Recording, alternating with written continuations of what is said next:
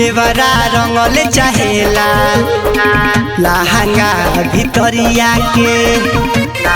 ए सखी देवरा रंगल चाहेला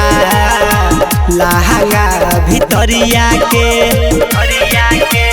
कबले छुपा के रखी एहो कबले बचा के राखी हई सैया ला शरीरिया के देवरा हाँ देवरा हाय देवरा रंगल चाहेला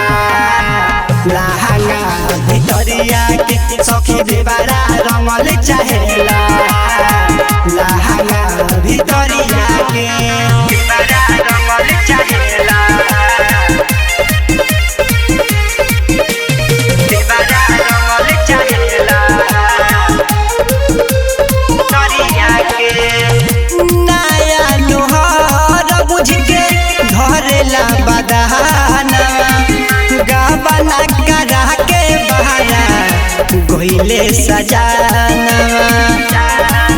हमर कमर धरेला धके गलिया रंगेला सखी कबले छुपा के रखी हाँ कबले छुपा के राखी हई सैया वाला दरिया के देवरा हाय देवरा हाँ देवरा रंगल चाहेला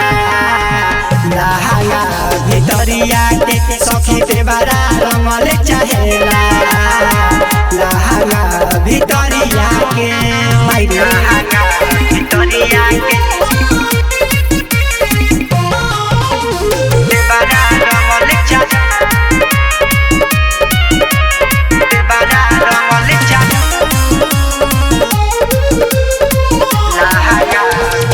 की को लुटाई गरपिया माने ना कहाना देवरा रंगल चाहेला होली में खजाना नहीं दर्द बुझेला करे रोजे रोजे खेला धई के पतरी कमरिया